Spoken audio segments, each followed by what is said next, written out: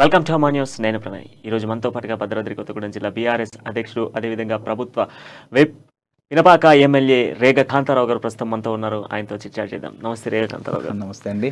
So after long time అమా న్యూస్లో మళ్ళీ మిమ్మల్ని చూడడం. సో ఎలా ఉంది బీఆర్ఎస్ కార్యాచరణ, ఎలా ముందుకెళ్తోంది?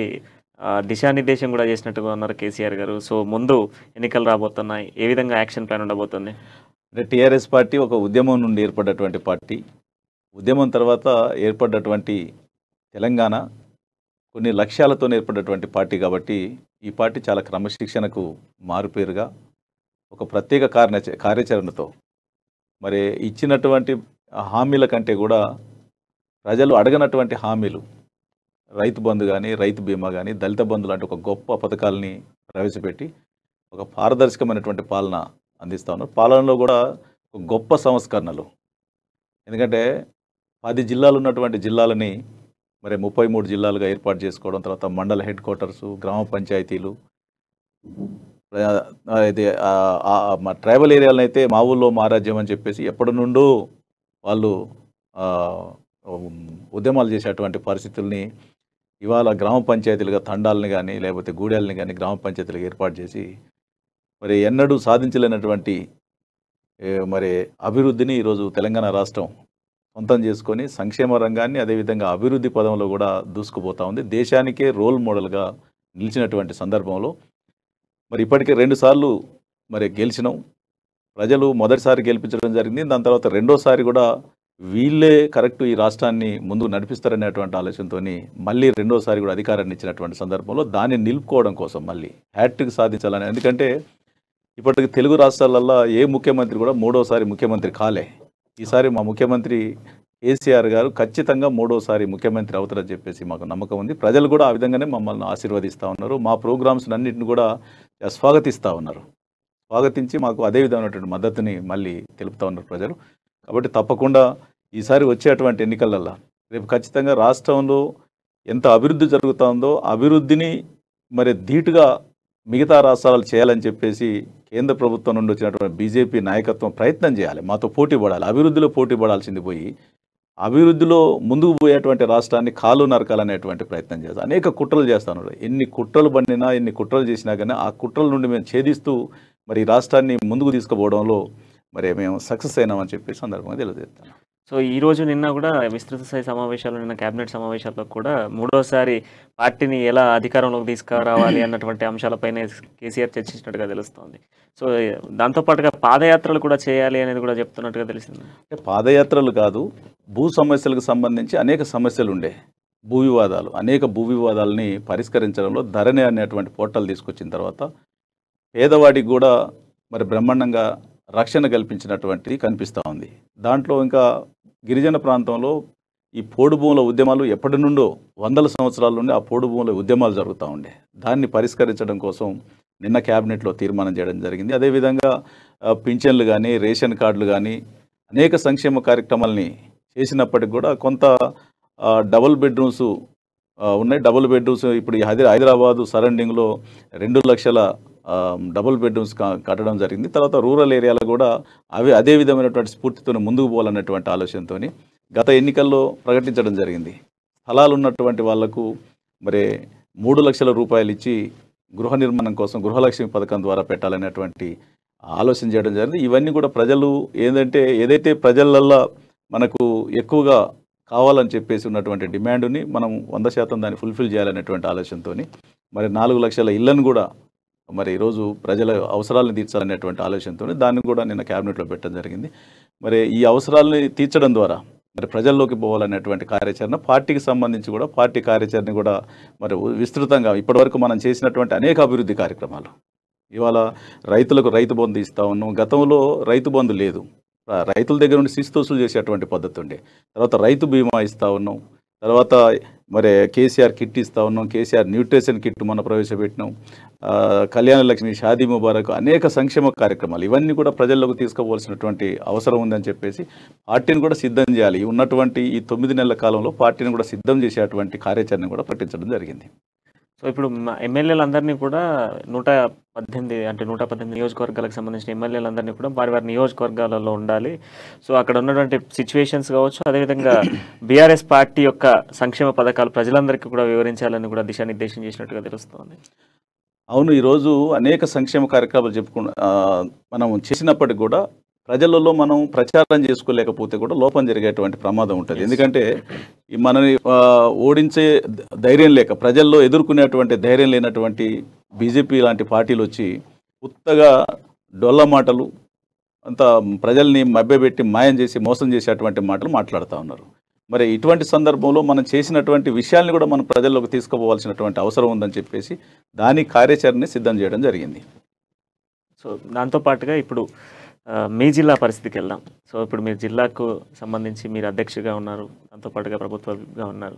సో ఎట్లా ఉంది మీ జిల్లాల పరిస్థితి, ఎట్లా ఉంది? పార్టీని ఎలా బలోపేతం చేస్తూ ఉన్నారు? అంటే గతంలో 2014లో ఒకటే సీటు కొత్తగూడెం సీట్ని గెలిపించడం జరిగింది. తర్వాత మొన్న 2018లో కూడా ఒకటే సీటు ఖమ్మం సీట్ని గెలిపించడం జరిగింది, ఉమ్మడి ఖమ్మం జిల్లాకు సంబంధించి. కానీ ఈసారి దానికి భిన్నమైనటువంటి వాతావరణం ఉంది. ఈరోజు ఖచ్చితంగా తెలంగాణ రాష్ట్రం ఏర్పడిన తర్వాత మా జిల్లాకు సంబంధించి సీతారామ ప్రాజెక్టు సుమారు 7 లక్షల ఎకరాల ఆయకట్టుకు నీరందించేటువంటి ప్రాజెక్టు, మరి ఉమ్మడి ఖమ్మం జిల్లాకు ఒక వరదాయమైనటువంటి ప్రాజెక్టు ఈరోజు పూర్తిగా వస్తుంది. అది త్వరలోనే మరి మిగిలిన పనులు పూర్తి చేసి ప్రారంభించుకోవడానికి సిద్ధంగా ఉన్నది. దాని తర్వాత సీతమ్మ బ్యారేజీ నడుస్తుంది నా నియోజకవర్గంలోనే. దాని తర్వాత మరి భద్రాద్రి పవర్ ప్లాంట్ని కూడా అక్కడనే మరి నిర్మించడం జరిగింది. ఇవన్నీ కూడా పెద్ద ఎత్తున మరి 1000 కోట్ల రూపాయలతో అక్కడ నిర్మాణం జరుగుతూ ఉంది. ఖమ్మం జిల్లా ప్రజానీకం, అదేవిధంగా భద్రాద్రి జిల్లా ప్రజానీకం ప్రత్యేకంగా గతానికంటే ఈసారి భిన్నంగా, ఎందుకంటే ఎవరు చేయనటువంటి పనుల్ని కేసీఆర్ గారు వచ్చిన తర్వాత, తెలంగాణ ప్రభుత్వం ఏర్పడిన తర్వాత ప్రజా అవసరాలని, ప్రజా మౌలిక అవసరాలని తీర్చడంలో ఈ ప్రభుత్వం ముందుంది. గత ప్రభుత్వాల కంటే ఈసారి భిన్నమైన వాతావరణం కనిపిస్తూ ఉంది. ఎందుకంటే గతంలో మనం చూసుకున్నప్పుడు ఏం జరిగిందంటే ఆదివాసీ గిరిజన తండాలల్లో కానీ గూడెళ్ళల్లో కానీ ఏం జరిగేదంటే సమ్మర్ సీజన్, ఈ సీజన్ వచ్చిందంటే నీళ్లు లేక మరి ఏ గ్రామానికి పోయినా కానీ బిందెలు పట్టుకొని మరి అనేక గ్రామాలల్లో ఎమ్మెల్యేలు పోయినా, ఎంపీలు పోయినా, అదేవిధంగా కలెక్టర్లు పోయినా, మరి ఉన్నతాధికారులు ఇంకెవరు పోయినా కానీ బిందెలు పట్టుకొని స్వాగతం పలుకుతూ గందరగోళ పరిస్థితి ఉండేది. ఈరోజు ఇంటింటికి ప్యూరిఫైర్ చేసినటువంటి వాటర్, డ్రింకింగ్ వాటర్, శుద్ధి చేసినటువంటి శుద్ధి జలాలని ఈరోజు తాగునీటికి అందిస్తూ ఉన్నాం. అదే గతంలో మనం చూసినప్పుడు వర్షాకాల సీజన్ వస్తే ఇప్పుడేమో నీళ్లు దొరకక ఇబ్బందులు పడే పరిస్థితి గూడెళ్ళల్లో. అదే వర్షాకాల సీజన్ వస్తే ఎక్కడ కానీ టైటిల్ వచ్చేది పేపర్లలో, పత్రికలలో, టీవీలలో ఎక్కడ చూసినా కానీ ఏం కనిపించేది అంటే మంచానబడ్డ ఏజెన్సీ, మూలనబడ్డ ఏజెన్సీ, మలేరియా, డెంగీ జ్వరాలతో. దేనికి వస్తూ ఉందంటే వాటర్ లేక. ఇటువంటి పరిస్థితుల నుండి ఈరోజు బ్రహ్మాండంగా అతి మారుమూలైనటువంటి గ్రామాల్లో కూడా ఈరోజు బ్రహ్మాండంగా మరి గోదావరి జలాలను అందిస్తూ ఉన్నాం. వారు ఊహించుకోలే, ఆ గూడెలలో ఉన్నటువంటి ప్రజానీకం అసలు మా గోదావరి నీళ్ళు తాగుతామని చెప్పేసి వారు ఊహించుకోలే. అటువంటి గ్రామాలకి ఇవాళ మరి శుద్ధి చేసినటువంటి జలాలు ఈరోజు బ్రహ్మాండంగా పోతా ఉన్నాయి. దాంతోపాటుగా ప్రత్యేక కార్యాచరణతో ముఖ్యమంత్రి గారు ఈ తెలంగాణ రాష్ట్రానికి సంబంధించి ప్రతి అంగళం కూడా నాదే అని చెప్పేసి ప్రకటించిన విధంగా అభివృద్ధిని కూడా కొన్ని నియోజకవర్గాలకే పరిమితం కాకుండా ప్రతి నియోజకవర్గాన్ని కూడా ప్రత్యేక దృష్టితో మరి అన్ని ప్రాంతాలను కూడా అభివృద్ధి చేయడం జరుగుతుంది. రహదారులు కానీ, కమ్యూనికేషన్ కానీ, ఇటు ఆరోగ్యం కానీ, లేకపోతే ఎడ్యుకేషన్ కానీ, అన్ని ప్రాంతాలకు. ఎడ్యుకేషన్ అయితే అసలు అద్భుతమైనటువంటి మార్పు, ఒక గుణాత్మకమైనటువంటి మార్పు తీసుకురావాలనేటువంటి ఆలోచనతో ప్రతి నియోజకవర్గానికి కూడా ప్రత్యేక గురుకులాలను ఏర్పాటు చేయడం జరిగింది. గతంలో ఇన్ని గురుకులాలు లేకుంటుండే. ఇప్పుడు ఎస్సీ, ఎస్టీ, బీసీలు, మైనార్టీలకు అందరికి కూడా అదేవిధంగా జిల్లాకు ఒక గురుకులకు సంబంధించినటువంటి డిగ్రీ కాలేజీలు ఏర్పాటు చేయాలని చెప్పేసి ముందుకు పోతాం. ఇటువంటి తరుణంలో ప్రజానీకం అంతా కూడా గతంలో జరిగిన దానికంటే ఈసారి భిన్నమైనటువంటి ఆలోచనతోని, భిన్నమైనటువంటి వాతావరణంలో అభివృద్ధి సంక్షేమం అనేది ప్రజలకు అందుతూ ఉంది నేరుగా. అంటే ఒక శాచురేషన్ మోడల్లో ఇప్పుడు ఎవరు కూడా మధ్యవర్తులు లేకుండా, మధ్యలుండి లంచాలు ఎటువంటి ఆలోచన లేకుండా పూర్తిగా నేరుగా అందుతూ ఉంది ప్రజానీకానికి. ఇవన్నీ చూసినటువంటి ప్రజలు ఎట్లా ఉన్నారంటే ఖమ్మం జిల్లాలో ఈసారి 100కు 100% ఉమ్మడి ఖమ్మం జిల్లాలో 10కి 10 సీట్లు గెలుస్తామని చెప్పేసి మాకు నమ్మకం ఉంది. సో గతంలో మనం చూసుకుంటే 22 సంవత్సరాలు ఒక ప్రాంతీయ పార్టీగా ప్రతి గ్రామానికి, ప్రతి ఇంటికి కూడా తెలిసినటువంటి పార్టీ టీఆర్ఎస్ పార్టీ. అట్లాంటి పార్టీని కొంతకాలంలోనే బీఆర్ఎస్గా మార్చినటువంటి సిచ్యువేషన్ మనం చూస్తున్నాం. సో ఇప్పుడు ప్రజలు బీఆర్ఎస్ని అంగీకరించే సిచ్యువేషన్స్ కనబడుతున్నాయి తెలంగాణలో అండ్ మీ ప్రాంతంలో.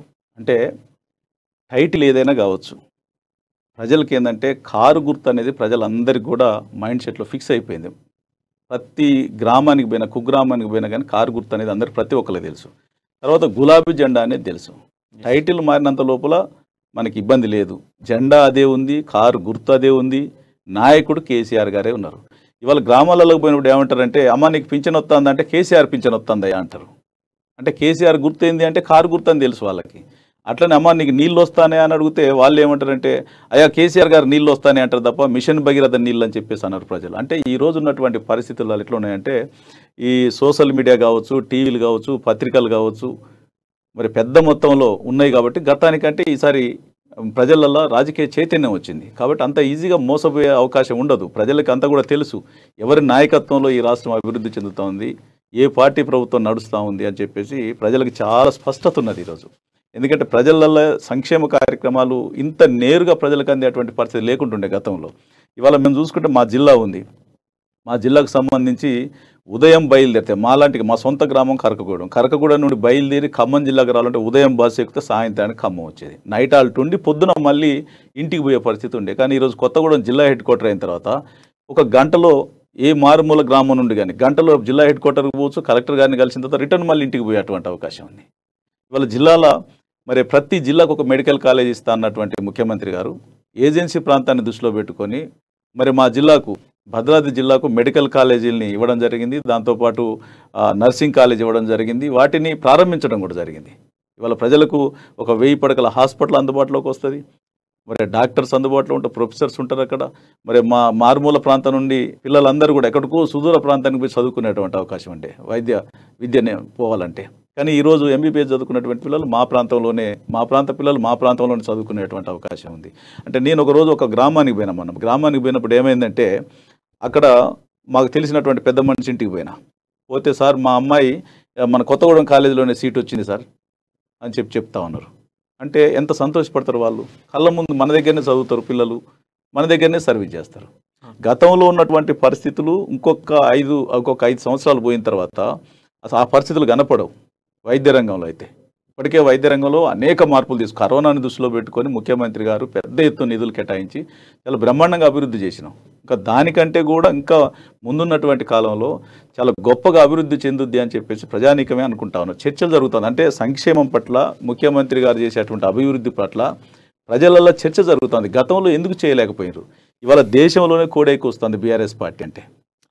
ఎందుకు అంటే కేసీఆర్ గారు నాయకత్వం కావాలి, కేసీఆర్ గారు చేసినటువంటి పనులు అభివృద్ధి సంక్షేమం మాకు కావాలని చెప్పేసి యావత్ దేశమే మరి తెలంగాణ వైపు చూస్తూ ఉంటే మరి మన తెలంగాణ ప్రజలు మరి ఏ విధంగా స్వాగతిస్తారో ఒకసారి దాంట్లో ఖమ్మం జిల్లా ప్రజానీకం చాలా చైతన్యం ఉన్నటువంటి ప్రజానీకం.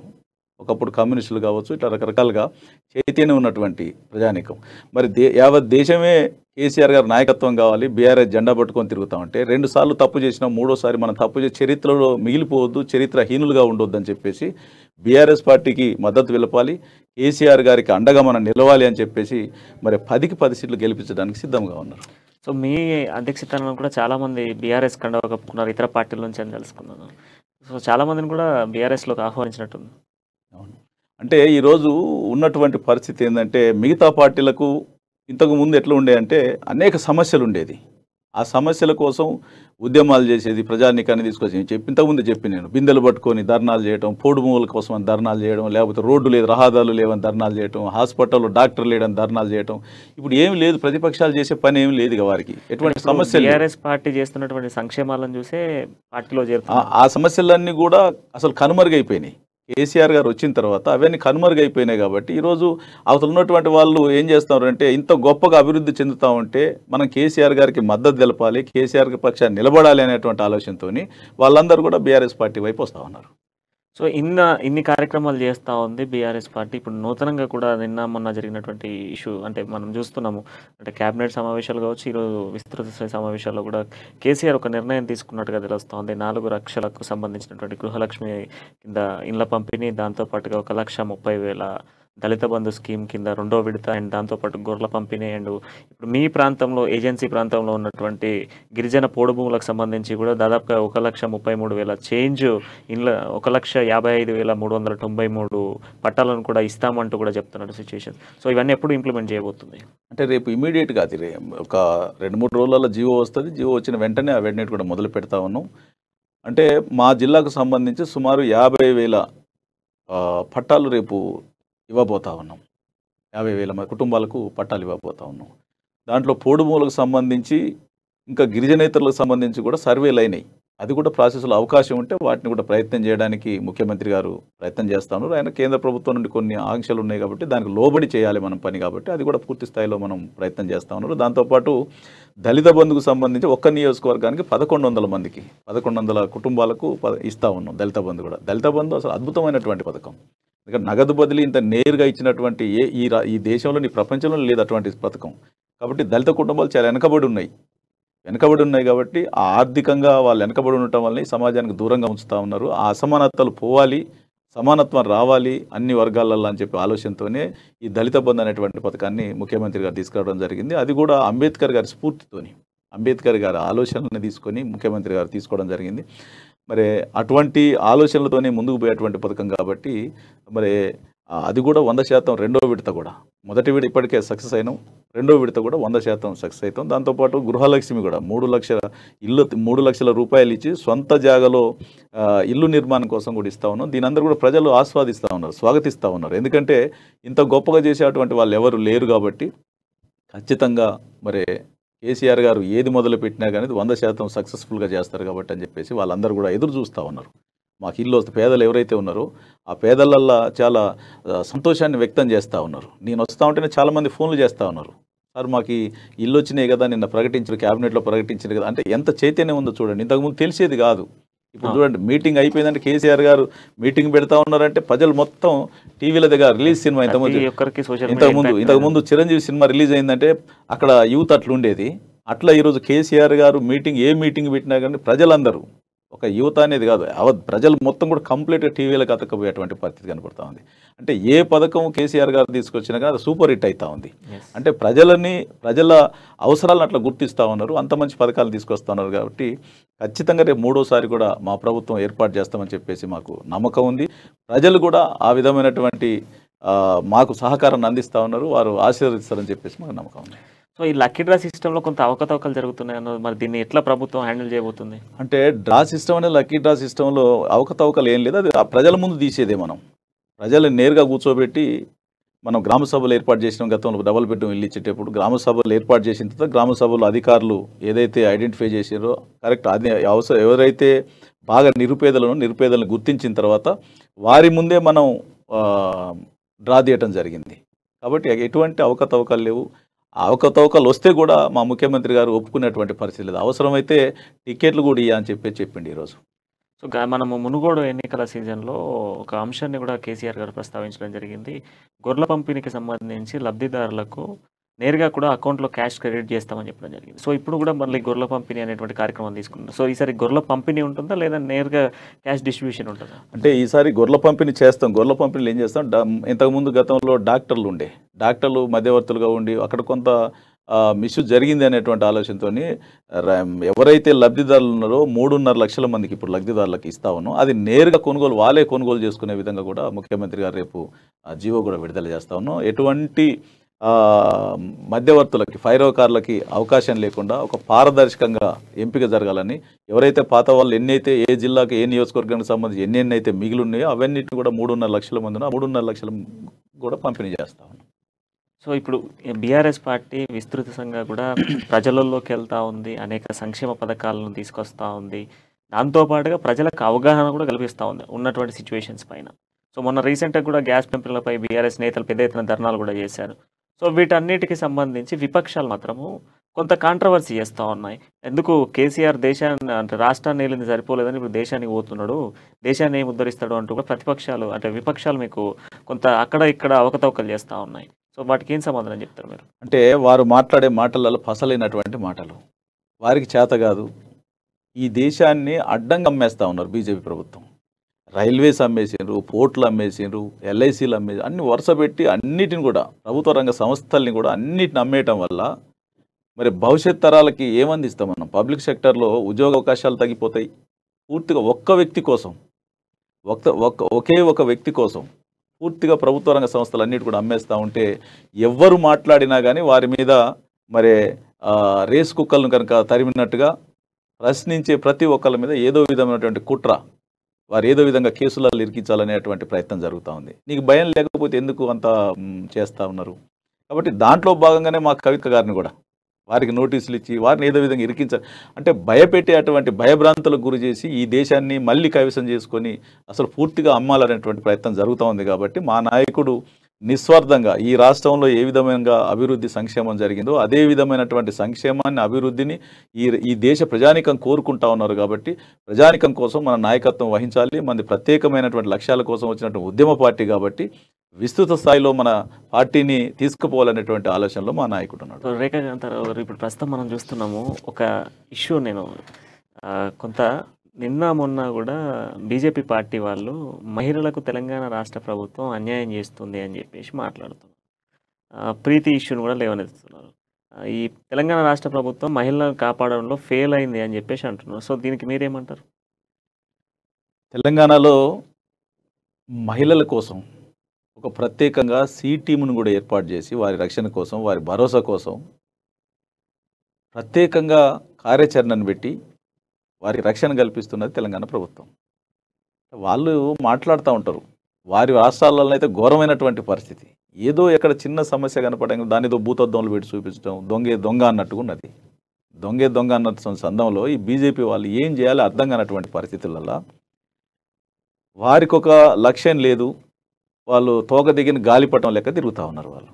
కాబట్టి ఏదో ఒకదాన్ని అనాలి. ఇక సంక్షేమం కోసం పోటీ పడండి అంటే పోటీ పడే పరిస్థితి లేదు, అభివృద్ధి కోసం పోటీ పడండి అంటే పోటీ పడే పరిస్థితి లేదు, లేక ఇటువంటి కాంట్రవర్సీ ఏదో చేసుకుంటూ పోవాలి అనేటువంటిది. మేము వారికి భరోసా ఇవ్వకపోతే ఏదన్నా జరిగినటువంటి సందర్భంలో మా మంత్రులు మా కేటీ రామారావు గారు, గౌరవ కేటీ రామారావు గారు పోయి ఆ కుటుంబానికి భరోసా కల్పించడం జరిగింది. ఇవన్నీ కూడా నిరాధారమైనటువంటి ఆరోపణలు చేస్తూ కేసీఆర్ గారి ప్రభుత్వాన్ని బదనాం చేయాలనేటువంటి కుట్రలో భాగంగానే ఇటువంటి ఆరోపణలు చేస్తూ ఉన్నారు తప్ప, లేకపోతే ఈ ప్రభుత్వంతో పోటీ పడే పరిస్థితి లేదు. బీజేపీ వాళ్ళు ఎన్ని కుట్రలు చేసినా ఎంత చేసినా కానీ మహిళలకు కూడా తెలుసు, ఈరోజు ఇంటింటికి మంచిని లేయటం ద్వారానే మహిళలకి అసలు ఎంత సపోర్ట్ చేస్తూ ఉన్నదో ఇప్పుడు వారు పడే కష్టాలను చూసి. ఈ 75 సంవత్సరాల స్వర్ణోత్సవాలు జరుపుకున్నాం. మరి జరుపుకున్నటువంటి సందర్భంలో ఏ ప్రభుత్వం చేయనటువంటి బాధ్యతగా మా ప్రభుత్వం చేసింది. మహిళలకు అంత గొప్పగా మేము వారి కష్టాలను మేము అర్థం చేసుకున్నాం. కాబట్టి వారి ఇంట్లోకి వెళ్ళి బయటికి రాకుండా ఇంటింటికి మంచిలు కూడా ఇస్తూ ఉన్నాం. అంటే ఇంత గొప్ప కార్యక్రమాలు చేస్తున్నాం. వారి భద్రతలో రాజీ పడే ప్రసక్తి లేదు. ఏదైనా ఇటువంటి పొరపాట్లు ఏదైనా జరిగితే ఎవరైనా కానీ ఖచ్చితంగా చట్టం పని చేసుకుంటూ పోతుంది, తన పని తను చేసుకుంటూ పోతుంది. తప్పకుండా అటువంటి ఏదైనా జరిగినటువంటి సందర్భంలో తప్పకుండా శిక్షిస్తాం. వారిని ఎవరిని కూడా వదిలిపెట్టే ప్రసక్తి లేదు. నిన్న విజయశాంతి మాట్లాడుతూ ఎమ్మెల్సీ కవిత లిక్కర్ దందాలో ఉంది, తనను తానే కాపాడుకోలేకపోతా ఉంది, తెలంగాణ జాగృతి అని చెప్పేసి ఆమె లిక్కర్ స్కామ్లో కుంభకోణంలో ఇరికింది, తెలంగాణలో ఉన్నటువంటి మహిళలను ఆమె కాపాడుతుంది, ఈరోజు భారత జాగృతి అని చెప్పేసి భారతదేశంలో పోతా అంటుంది, ఎట్లా నుంచి కాపాడుతుంది అని చెప్పేసి ఆమె మాట్లాడింది. సో దీనికి ఏమంటారు? అంటే వాళ్ళు ఎట్లా ఉన్నదంటే, విజయశాంతి గారు పార్టీ మారగానే, పార్టీలో ఉన్నంతసేపు ఏం కాలేదు, పార్టీ మారిన తర్వాత మరి వారికి అట్లా కనిపిస్తూ ఉన్నాయి. నేను అనేది ఏంటంటే ప్రధానంగా అవి అభియోగాలు, అవన్నీ కూడా అవి నిరూపణ జరగాలి. ఇప్పటి వరకు ఈ దేశంలో సుమారు ఈ బీజేపీ ప్రభుత్వం వచ్చిన తర్వాత 5,000 చిల్లర కేసుల్ని ఈడీ కేసులు బుక్ చేసి ఎన్ని నిరూపణ చేయగలిగారు వీళ్ళు ఇప్పుడు? అంటే అభియోగాలు చేసినంత లోపల చేత కాదు అనుకుంటే తప్పు. మమ్మల్ని ఏదో విధమైన కుట్రలో ఇరికియాలి, మా తెలంగాణలో ఉన్నటువంటి నాయకత్వాన్ని బెదిరియాలనేటువంటి కుట్ర జరుగుతుంది. దాంట్లో భాగంగానే ఈరోజు మా కవితక్క గారిని ఇరికిచ్చేటువంటి ప్రయత్నం జరుగుతూ ఉందని చెప్పేసి మేము 100% చెప్తా ఉన్నాం. ఎందుకంటే మా కవితక్క ఉంటే ఏదైతే తెలంగాణ ఉద్యమంలో మరి మొత్తం తెలంగాణ మహిళా లోకానంతా కూడా జాగృతం చేసినారు, అదే విధమైనటువంటి స్ఫూర్తితోని రేపు దేశం అంతా కూడా మహిళలందరినీ కూడా జాగృతం చేస్తుంది అనేటువంటి భయం పట్టుకుంది వాళ్ళకి. అదేవిధంగా మా కేసీఆర్ గారు అసలు ఆయన ఏది చెప్తే అంత మొండోడు, ఏది అనుకుంటే అది చేస్తాడు, తెలివికల్లోడు, అన్ని రకాల మరి నాలెడ్జ్ ఉంది, తప్పకుండా ఈ దేశాన్ని జాగృతం చేయగలిగేటువంటి శక్తి సామర్థ్యులు వీళ్ళని చెప్పి అనేటువంటి ఆలోచనతో ఈ కుటుంబాన్ని బదనాం చేస్తే మనకు బ్రేక్ అయింది, వీరు బయటికి రాలు, ఎందాక వాళ్ళని ఈ రాష్ట్రంలోనే ఆపాలి అనేటువంటి కుట్రలో భాగం చేస్తూ ఉన్నారు. కాబట్టి అభియోగాలు మోపినంత లోపల మరి దానికి మేము భయపడే వాళ్ళం కాదు, వాళ్ళే భయపడ్డరు. బిఎల్ సంతోష్ మీద ఇక్కడ దొంగలు ఎమ్మెల్యేలను పట్టుకోవడానికి ఇక్కడికి వస్తే వారి మీద వారి మీద ఎంక్వైరీ కోసం రమ్మని చెప్తే అసలు రాకుండానే కోర్టుకు పోయి మరి వాళ్ళు తీసుకొచ్చుకున్నటువంటి పరిస్థితి. మరి విచారణ ఆపాలి అని చెప్పేసి ఆర్డర్ తీసుకున్నటువంటి మేము అట్లా భయపడతలేము, మేము భయపడే వాళ్ళం కూడా కాదు కూడా, ఎందుకంటే సో అప్పుడు నీతి కూడా నిజాయితీని మేము నమ్మినాం. మేము అవును అప్పుడు కూడా వాళ్ళ న్యాయాన్ని చేతులకు నమ్మినాం తెచ్చుకోవాలి అనుకున్నటువంటి ఇష్యూ చేశారు. చేసిర్రు వాళ్ళు. కానీ మేము పోతా ఉన్నాం, రేపు మా కవితక్క గారు రేపు హాజరైతా ఉన్నారు. మరి ఏం భయపడాల్సిన అవసరం లేదు. మేము ఖచ్చితంగా మేము న్యాయాన్ని నమ్ముకున్నాం కాబట్టి మేము ఆ భరోసాను కల్పిస్తాం, 100% భరోసాను కల్పిస్తాం. సో ఇప్పుడు కేసీఆర్ బీఆర్ఎస్తో దేశంలో కొంత సంచలనం సృష్టించాడు. కేసీఆర్ని ఎదుర్కొనేటువంటి సత్తా లేకనే బీజేపీ ఈ విధమైనటువంటి కవితపై ఒక ఆరోపణ తీసుకొచ్చిందంటారా? 100%.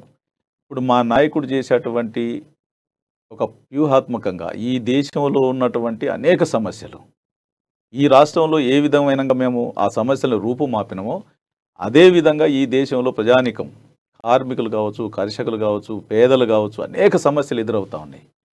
అవన్నిటి కూడా ఒక పరిష్కారం చూపెట్టాలి.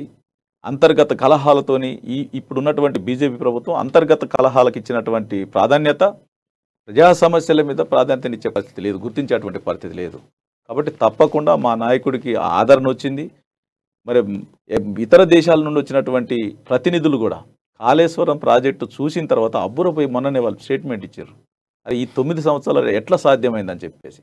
ఆ విధమైనటువంటి స్ఫూర్తితోనే మేము ఈ దేశంలో ఎవరో ఒకరు ముందు పడబోతే ఈ దేశం అధోగతి పాలవుతుందనే దాంతోనే మనం కూడా భారతీయులుగా తప్పకుండా మన పాత్ర మనం పోషించాలని చెప్పేసి ముందుకు పోతా ఉన్నాం. ఖచ్చితంగా మేము సక్సెస్ అవుతాం అనేటువంటి నమ్మకం ఉంది. సో ఈరోజు భారత జాగృతి ఆధ్వర్యంలో చేసిన జంతర్ మంతర్ దగ్గర చేసినటువంటి నిరసన దీక్ష సక్సెస్ అయిందంటారా? ఖచ్చితంగా 100% సక్సెస్ అయింది. మేము ఏదైతే అనుకున్నామో 18 పార్టీలకు సంబంధించి ప్రతినిధులు హాజరవుతారని చెప్పేసి అంతకంటే ఎక్కువే హాజరైంది. అలా బ్రహ్మాండంగా సక్సెస్ అయినాం. దానికే కదా ఇప్పుడు మేము బయలుదేరినామంటే, సంచి పట్టుకొని తెలంగాణ నుండి బయలుదేరినామంటే ఆ విధమైనటువంటి ఆదరణ వస్తూ ఉంది. వివిధ పార్టీల నుండి అనేక మంది జాయిన్ అవుతానికి సిద్ధంగా ఉన్నారు. ఇవాళ మహారాష్ట్రలో ఎక్స్ఎమ్మెల్యేలు, ఎంపీలు, ఎక్స్ఎంపీలు, అనేక మంది కింది నాయకులు అందరూ కూడా బ్రహ్మాండంగా జాయిన్ అవుతున్నారు. ఈ ఆదరణ చూసి తట్టుకోలేక వీళ్ళు ఇంకా పూర్తి స్థాయిలో బయటికి రాలేదు, బయటకు వస్తే మనం ఆగమైపోతాం, మన కుర్చీ గదులుతుంది అనేటువంటి ఆలోచనతోనే ఇటువంటి కుట్రలు చేస్తూ ఉన్నారు. ఆ కుట్రలో భాగంగానే ఈరోజు మా కవితక్క గారిని చేసింది తప్ప, లేకపోతే ఇది అభియోగమే. ఇది అభియోగాలు మోపినంత లోపల వాళ్ళు నిరూపించలేరు. భవిష్యత్తు తేలుస్తుంది, కాలమే నిర్ణయిస్తుంది. దీనికంతా కూడా ప్రజాక్షేత్రంలో ఖచ్చితంగా మాకు ఆ విజయం మాకు సొంతం అవుతుందని చెప్పేసి మేము నమ్ముతా ఉన్నాం. సో పాదయాత్రలు చేస్తున్నటువంటి నేతలపై బీఆర్ఎస్ నేతలు దాడులు చేస్తున్నారని చెప్పేసి వాళ్ళ పార్టీల నుంచి, విపక్షాల నుంచి మీకు బీఆర్ఎస్ పార్టీ కావాలనే దాడులు చేస్తూ ఉంది అని చెప్పేసి ఒక కాంట్రవర్సీ వస్తుంది. సో దీనికి ఏం చెప్తారు? పచ్చి అబద్ధమైనటువంటి మాటలు అవన్నీ కూడా. మేము కార్యకర్తలు కాదు, ప్రజలుగానే వాళ్ళు రియాక్ట్ అవుతా ఉన్నారు. ఎందుకంటే వాళ్ళు పోయిన తర్వాత రేపు మేము బీఆర్ఎస్ పార్టీ అలా ప్రభుత్వం ఉంది, బీఆర్ఎస్ పార్టీ ప్రభుత్వానికంటే మేము గొప్పగా అసలు ఏ పనులు చేస్తాం ఇంతకంటే వాళ్ళు చెప్పండి. ఇలా మేము 10,000 ఇస్తా ఉన్నాం రైతు బంధు, మేము మొత్తం 20,000 ఇస్తామని చెప్పుకోమని చెప్పండి. లేకపోతే కళ్యాణ లక్ష్మి 1,00,000 రూపాయలు ఇస్తా ఉన్నాం, 1,116 రూపాయలు ఇస్తాను. మేము వస్తే 2,00,000 రూపాయలు ఇస్తామని చెప్పండి. మేము ఇంటింటికి మంచినీళ్ళు ఇస్తాం, మేము మినరల్ బాటిల్ ఇస్తామని చెప్పండి. అది కాదు వీళ్ళు చెప్పేది. గుడ్డలోడు ఇస్తాంతాం, లాగులోడు తీస్తాంతాం, 1,000 ఎకరాలు. ఎవరికి ఉన్న 1,000 ఎకరాలు ఎక్కడున్న ఇల్లీగల్గా అట్లా సంపాదిస్తే చట్టం ఊరుకుంటుందా? అనవసరమైనటువంటి మాటలు మాట్లాడి ప్రజల్ని రెచ్చగొట్టేటువంటి మాటలు మాట్లాడుతూ ఉన్నారు. ప్రజలే రియాక్ట్ అవుతూ ఉన్నారు. కార్యకర్తలు ఇది ఏంటంటే బీఆర్ఎస్ పార్టీ మీద నెపం మోపాలి కాబట్టి ఆ నెపం మోపుతా ఉన్నారు అంతే. ఈరోజు రేవంత్ రెడ్డి కూడా రామగుండంలో ఒక మీటింగ్లో ధరణికి సంబంధించినటువంటి ఒక ఇష్యూని లేపారు. సో రైతులు అనేక సమస్యలు ఎదుర్కొంటున్నారు, వందలాది మంది రైతులు ధరణి వల్ల ప్రాబ్లమ్స్ ఎదుర్కొంటున్నారు అని చెప్పేసి, మేము అధికారంలోకి వస్తే 100 రోజులలో సమస్యను క్లియర్ చేస్తామని చెప్పి. అంటే ధరణి అసలు బ్రహ్మాండమైనటువంటి పోర్టల్. అది భూ సమస్యల్ని శాశ్వతంగా పరిష్కారం చేయాలనేటువంటి ఆలోచనతో మా నాయకుడు ముందుకు వస్తూ ఉన్నాడు. అటువంటి సందర్భంలో పేద ప్రజలకు ఒక రక్షణగా ధరణి నిలిచిందని చెప్పడంలో ఎటువంటి సందేహం లేదు. ఇక వీళ్ళు మాట్లాడే 75 సంవత్సరాలు ఎటువంటి కార్యక్రమం చేయలే. బకాసులను ఎంకరేజ్ చేసిండ్రు, భూ బకాసులను అందరిని ఎంకరేజ్ చేసిండ్రు. భూములు మొత్తం కబ్జాలు అయిపోయినాయి, మొత్తం అంతా పేదవాళ్ళకి అసలు రక్షణే లేకుండా పోయింది. ఈరోజు అటువంటి పరిస్థితి లేదు. కాబట్టి అటువంటి వాళ్ళకి మళ్ళీ మా రాజ్యం మేము వస్తే అటువంటి అంటే వీరు ఊహించుకుంటా ఉన్నారు కానీ వీళ్ళ ప్రభుత్వం దరిదాపులో కూడా లేదు. ప్రజలందరూ వీళ్ళని తిరస్కరిస్తూ ఉన్నారు. రేపు వచ్చే 2023 ఎన్నికలల్లా ఈ ఒకరిద్దరు గెలవడం కూడా కష్టంగానే ఉంది వీళ్ళకి. కాబట్టి ఏం చేయాలో అర్థం కాక ఎన్నికలు సమీపిస్తున్న కొద్దీ వీళ్ళ వెన్నులో వణుకు పుట్టి ఏం మాట్లాడాలో అర్థం కాక పైచెప్పు మాటలు మాట్లాడుతూ ఉన్నారు తప్ప ధరణి ఇవాళ బ్రహ్మాండంగా చిన్న సమస్యలు ఉండొచ్చేదని ఆ చిన్న సమస్యలను కూడా మా ముఖ్యమంత్రి గారు క్యాబినెట్ సబ్ కమిటీని ఏర్పాటు చేసి ఆ సమస్యలను కూడా పరిష్కరించండి ఎక్కడికక్కడ అని చెప్పేసి ఆదేశించడం జరిగింది. ప్రజలందరూ ఇలా చిన్న చిన్న ఏ సమస్యలు అంటే ఒక 5 ఎకరాలు ఉన్న అక్కడ పొరపాటులో అంత పెద్ద కార్యక్రమం కాబట్టి ఓ 2 ఎకరాలను పడటం, లేకపోతే పేర్లు తప్పుపడటం, ఫోటోలు తప్పు, ఇట్లా చిన్న చిన్న మిస్టేక్స్ జరిగినాయి. అవి అటువంటి ఇమీడియట్ కరెక్షన్ చేయమని చెప్పినా అవన్నీ కూడా పనులు బ్రహ్మాండంగా జరుగుతూ ఉన్నాయి. ఇంకెవరైనా ఉంటే కూడా రమ్మని చెప్తా ఉన్నాను, వచ్చి మీరు పరిష్కరించుకోండి అని కూడా చెప్తా ఉన్నాను. ఇక వీళ్ళు భూబకాసుల్ని ఎంకరేజ్ చేసి ఇక మళ్ళీ సామాన్య ప్రజానికం దగ్గర ఉన్నటువంటి భూములన్నీ గుంజుకునేటువంటి ప్రయత్నం చేయాలి అనేటువంటి ఆలోచన వీళ్ళకి తప్ప వేరేది లేదు. ఇక సో మొన్న బీజేపీది ఒకటి కార్నర్ మీటింగ్స్ అని చెప్పేసి పెట్టుకుంటూ వచ్చారు. దీంట్లో వీళ్ళు ఏం చెప్తున్నారంటే టార్గెటెడ్ మిషన్ టార్గెట్ 90 అని చెప్పేసి చెప్తా ఉన్నారు. సో 90 స్థానాలు తెలంగాణలో సాధిస్తామంటున్నారు. వాస్తవానికి సాధించే సీన్ ఉన్నది. అంటే బీజేపీ 90 ఎక్కడనో కానీ 9 స్థానాలు కూడా వచ్చే పరిస్థితి లేదు. వీళ్ళంతే పరిస్థితి. వీళ్ళకి ఇంకా మనం 2023 కాదు కదా, మళ్ళీ అవతలడు ఇంకా మనం ప్రయత్నం చేసినా కానీ మన ప్రభుత్వం దరిదాపులో కనపడే పరిస్థితులు. కేసీఆర్ గారు ఉన్నంత వరకు మన బీజేపీ గెలవడం అనేది సాధ్యం కాదు అని చెప్పేసి వాళ్ళందరికీ తెలుసు. కాబట్టి ఏదో విధంగా గందరగోళం చేయాలి. వీళ్ళు స్ట్రీట్ కార్నర్ మీటింగ్లు పెట్టినంత లోపల ఇక ప్రజలు ఎట్లా ఓట్లేస్తారు వీళ్ళకి బీజేపీకి? ఇవాళ మేము రైతు బంధు ఇస్తూ ఉన్నాం. ఇక్కడ పక్క రాష్ట్రాలలో వారు చేసేటువంటి సుమారు 19 రాష్ట్రాలలో వారు అధికారంలో ఉన్నారు. మాకంటే ఎక్కువగా ఒక 20,000 ఇచ్చి చూపెట్టమని చెప్పండి. కళ్యాణ లక్ష్యం ఇస్తా ఉన్నాం, ఏమని చెప్పండి. ఏది లేదు. వాళ్ళు ఇక్కడికి వచ్చి చెప్పుకోవడానికి ఏం లేక వారు ఏదో ఒక ఆరోపణ చేయాలి, గుడ్డగాల్చి మీదేయటం, కేసీఆర్ గారిని బదనాం చేయాలి. కాబట్టి ఏదో ఒక కేసులు పెట్టడం, ఈడి దాడులు చేయడం, లేకపోతే ఇంకోటి చేసి ఏదో విధంగా భయభ్రాంతులు సృష్టించడం తప్ప వాళ్ళు చేసేది ఏం లేదు. వాళ్ళకి 90 ఏమో కానీ 9 సీట్లు కూడా వచ్చే పరిస్థితి లేదు బీజేపీ. సో ఇప్పుడు రాష్ట్ర ప్రభుత్వం ఇచ్చేటువంటి సంక్షేమ పథకాలు తెలంగాణ ప్రజలకు అనేకం ఉన్నాయి. కళ్యాణ లక్ష్మి, షాదీ ముబారక్ అంటూ వృద్ధాప్య పెన్షన్లు కావచ్చు, అనేక రైతు బంధు, రైతు బీమా, ఇలా పోతే మిషన్ భగీరథ, మిషన్ కాకతీయ, ఇట్లా అనేక స్కీమ్స్ ఉన్నాయి. కేసీఆర్ కిట్ అని, ఆరోగ్య లక్ష్మి అని, ఇట్లా అనేక కార్యక్రమాలు కూడా సీఎం కేసీఆర్ చేపట్టారు. సో ఇవన్నీ కూడా కేంద్ర ప్రభుత్వం ఉన్న నిధులు అని చెప్పేసి బీఆర్ఎస్ అంటే బీజేపీ చెప్తా ఉంది. సో రాష్ట్ర ప్రభుత్వం క్లియర్గా కూడా రాష్ట్ర ప్రభుత్వం కేసీఆర్ గారి ఇమేజ్తో కూడా బయటకు తీసుకొస్తా ఉన్నారు. దీన్ని కేంద్రం మాత్రం ప్రజలలోకి తప్పుడు దోవలో తీసుకెళ్తా ఉంది కదా. మమ్మల్ని ఏదో విధంగా ఇరికించాలని చెప్పేసి నీతి ఆయోగ్ చెప్పినా కానీ మేము మిషన్ భగీరథ పథకం పెడితే మిషన్ భగీరథ పథకానికి మనం 20,000 కోట్ల రూపాయలు ఇవ్వాలి అని చెప్పేసి నీతి ఆయోగ్ రికమెండ్ చేస్తే కూడా మాకు డబ్బులు ఇవ్వాలి. అనేక కార్యక్రమాలకు మాకు రావాల్సినటువంటి సొమ్ము, ఇది నీతి ఆయోగ్ ద్వారా రావాల్సినటువంటి నిధులని కూడా మా రాష్ట్రాల వాటాని మాకు ఇచ్చే పరిస్థితులు. ఎందుకంటే ఏదో విధంగా ఈ నిధులు పంపించకపోతే ఉచిత కరెంట్ ఆగిపోద్ది, ఇచ్చేటువంటి సంక్షేమ కార్యక్రమాలు ఆపాలి, కేసీఆర్ గారిని బదనాం చేస్తే మాకు తిరిగి ఓట్లేస్తారనేటువంటి ప్రయత్నం చేస్తూ ఉన్నారు తప్ప బ్రహ్మాండంగా చేస్తూ ఉన్నారు. ఈ విధంగా చేస్తే అన్ని రాష్ట్రాలు పర్ఫార్మెన్స్ చూపెడితే ఈ దేశం ఇంకా ముందుకు పోద్ది అని చెప్పి ఆలోచనతో అదనపు నిధులు కేటాయించాల్సింది పోయి మమ్మల్ని బదనాం చేసేటువంటి కుట్ర చేస్తూ ఉన్నారు తప్ప వారు చేసేది ఏమీ లేదు. దానివల్ల మాకు ఒరిగేది కూడా ఏమీ లేదు. మేము ఉన్నటువంటి అవకాశాలని ఈ రాష్ట్రంలో ఏదైతే ఆర్థిక సోర్స్ ఎక్కడైతే ఉందో దాన్ని మేము స్థానికంగా ఉన్నటువంటి అవకాశాలని సద్వినియోగం చేసుకొని మా ముఖ్యమంత్రి గారు మొన్న కరోనా లాంటి సమయం వచ్చినా కానీ, అంత పెద్ద విపత్తు వచ్చినా కానీ మా నాయకుడు ఎక్కడ కూడా అదరకుండా బెదరకుండా కేంద్ర ప్రభుత్వం సపోర్ట్ లేకపోయినా కానీ ప్రజానికాన్ని కాపాడుకోవడంలో ఏ విధమైనటువంటి పూర్తిని కనపరిచినారు. అదేవిధంగా ఈ రాష్ట్రాన్ని కుట్రలు చేసి ఆగం చేస్తా అంటే చూస్తూ ఊరుకునేటువంటి ప్రసక్తే లేదు. వీరు ఎటువంటి కుట్రలు చేసినా కానీ ఛేదిస్తాం, ఖచ్చితంగా వీరి కుట్రల నుండి బయటపడతాం. రేపు 2023 ఎన్నికలల్లో 100కు పైగా సీట్లు సాధిస్తాం. తప్పకుండా వీరికి ప్రజాక్షేత్రంలోనే బుద్ధి చెప్తాం బీజేపీకి. సో ఇప్పుడు పొంగులేటి పరిస్థితి ఏంటి మీ జిల్లాలో ఉన్న సిచ్యువేషన్స్? అంటే పొంగులేటి గారికి సంబంధించి ఆయన అడ్డ రోడ్లో నిలబడ్డాడు. ఏమి నిర్ణయం తీసుకోలేని పరిస్థితిలో ఉన్నాడు ఆయన ఇప్పుడు. ఎందుకంటే ప్రజానీకం అంతా కూడా అంటే లీడర్స్ కొంతమంది ద్వితీయ శ్రేణి నాయకత్వం అంతా కూడా ఈయనేదో డబ్బులు ఇచ్చి అది ఇచ్చి ఇది ఇచ్చి కొనాలనేటువంటి ఆలోచనతో ఉన్నారు. డబ్బులతోని ఎప్పుడు కూడా రాజకీయాలు సాధ్యం కాదు. ఎందుకంటే ప్రజలు ఏదైతే కేసీఆర్ గారు ఇచ్చేటువంటి సంక్షేమ అభివృద్ధి కార్యక్రమాల పట్ల 100% కేసీఆర్ గారి పక్షాన్ని పేద ప్రజలందరూ కూడా ఉన్నారు. 100% మా జిల్లాకు సంబంధించి 100కి 100 రూపాయలు 10కి 10 సీట్లు గెలుస్తాం. ఏ ఒక్క సీటు కూడా మాకు పోటీ కూడా ఉండరు. ఇటు బీజేపీ కానీ కాంగ్రెస్ కానీ ఇంకా మిగతా ఎవ్వరు కూడా మాకు పోటీ కూడా ఉండరు. ఇటువంటి ప్రయత్నంలో వారేదో స్వార్థం కోసం పోయి ఏదో గందరగోళం సృష్టిస్తే మాకు ఓట్లు వేస్తారనుకుంటే వారి మూర్ఖత్వమే తప్ప 100% మేము గెలుస్తాం. అధిష్టానం కూడా కొంత సీరియస్గా ఉన్నట్టుంది ఆయన. అధిష్టానం అంటే అధిష్టానం ఎవరి మీద ఎవరు తప్పు చేసినా మా పార్టీ రాజ్యాంగాన్ని అతిక్రమించి ఎవరు ప్రయత్నం చేసినా కానీ వారి మీద అట్నే చర్యలు ఉంటాయి తప్ప మేము తప్పు చేసుకుంటూ పోతే చూసుకుంటూ ఊరుకోము, ఏ పార్టీ కూడా ఊరుకోదు. ఇంకా మా పార్టీలో మా నాయకుడు అసలే ఒప్పుకోడు. పార్టీ క్రమశిక్షణ దాటితే అసలు ఒప్పుకునే పరిస్థితి ఉండదు. కాబట్టి వారి మీద తప్పకుండా వారు ఏ పార్టీ నుండి పోటీ చేసినా, ఎట్లా పోటీ చేసినా కానీ ఇవాళ యావత్ రాష్ట్రం అంతా కూడా 119 సీట్లలో 100కు పైన సీట్లు ఈసారి గెలుస్తామనేటువంటి ధీమా మేము వ్యక్తం చేస్తూ ఉన్నాం. అంటే ప్రజానికం పట్ల మేము చేసేటువంటి మా పార్టీ మా ప్రభుత్వం చేసేటువంటి కార్యక్రమాల పట్ల ఎంత సానుకూలంగా ఉన్నారో మాకు కూడా అన్ని రిపోర్ట్స్ ఉన్నాయి.